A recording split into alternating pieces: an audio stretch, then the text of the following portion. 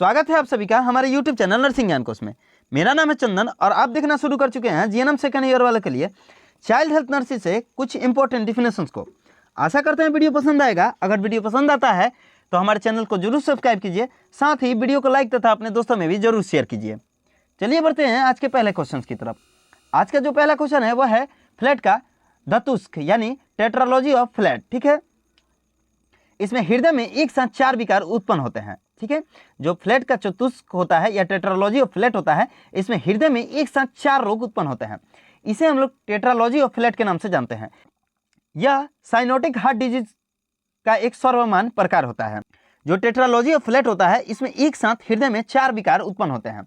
ठीक है, ये एक CHD का सर्वमान्य प्रकार होता है यानी टाइप होता है। जो क्वेश्चन है वो है हाइपोथर्मिया। ठीक है, अगर शरीर का तापमान 95 डिग्री से भी कम आ जाए तो उस स्थिति को हम लोग न्यून तापता या हाइपोथर्मिया के नाम से जानते हैं। अगर शरीर का तापमान नॉर्मल से कम की श्रेणी में आ जाए या 95 डिग्री फ़ारेनहाइट से भी कम हो जाए तो उस स्थिति को हम लोग हाइपोथर्मिया के नाम से जानते हैं। अगला क्वेश्चन है विल्मस ट्यूमर। ठीक है, अगला है विल्मस ट्यूमर।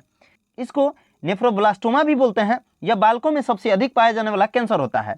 ठीक है, विल्मस जो ट्यूमर होता है वो नेफ्रोब्लास्टोमा के नाम से भी जाना जाता है। यह बालकों में सबसे अधिक पाया जाने वाला कैंसर होता है। यह बच्चों के गुर्दे में पाया जाता है। इसकी शुरुआत अधिकतर 4 माह से 6 वर्ष के बच्चों में अधिक होती है।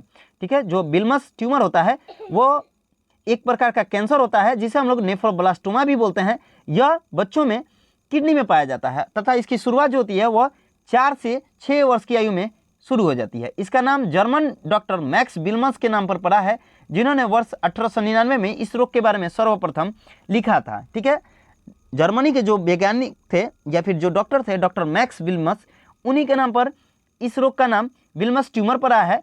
ठीक है, जिन्होंने वर्ष 1899 में इस रोग के बारे में सबसे पहले लिखा था। ये एक कैंसर का ही प्रकार है जो किडनी में पाया जाता है बच्चों के। इसका हम लोग नेफ्रोब्लास्टोमा के भी नाम से जानते हैं, जो कि 6 माह से 6 वर्ष के बच्चों में अधिक पाया जाता है। अगला जो क्वेश्चन है वह है कॉप्लिक स्पॉट। अगला है कॉप्लिक स्पॉट। कॉप्लिक स्पॉट सफ़ेद केंद्रों से युक्त छोटे छोटे लाल धब्बे होते हैं जो खसरा यानी मिसल्स में विस्फोटक के प्रकट होने से 2 से 3 दिन पूर्व मुख की सेलेस्मी कला में प्रकट होते हैं। कॉप्लिक स्पॉट जो होता है वो मिसल्स में दिखाई देने वाला एक छोटे छोटे लाल धब्बा होता है जो कि 2 से 3 दिन पूर्व सेलेस्मी कला में प्रकट होते हैं मिसल्स के विस्फोट होने से पहले। ठीक है, कॉप्लिक स्पॉट जो होता है वो मिसल्स का एक सूचक होता है। अगला जो क्वेश्चन है वह है टाइफाइड। ठीक है, अगला है टाइफाइड।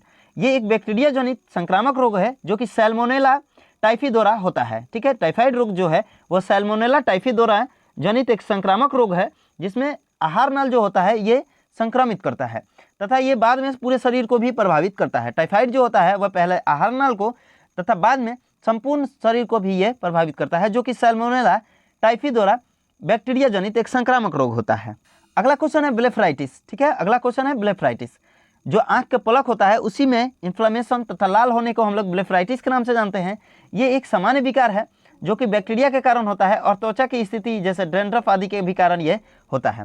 ठीक है, आँख में के जो पलक होते हैं उसी में इन्फ्लेमेशन और लाल होने को हम लोग ब्लेफराइटिस के नाम से जानते हैं। ये एक नॉर्मल विकार है जो कि बैक्टीरिया या फिर त्वचा में जैसे डैंड्रफ वगैरह के कारण ये होता है।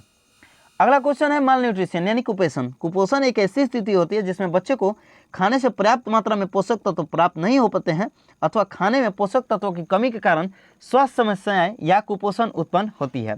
पर्याप्त मात्रा में पोषक तत्व शरीर को न मिले तब उस स्थिति में कुपोषण उत्पन्न होता है। ठीक है, जो पोषक तत्व होते हैं जैसे कैलोरी, प्रोटीन, विटामिन, कार्बोहाइड्रेट अगर पर्याप्त मात्रा में शरीर को न मिले तब माल न्यूट्रिशन की स्थिति उत्पन्न होती है।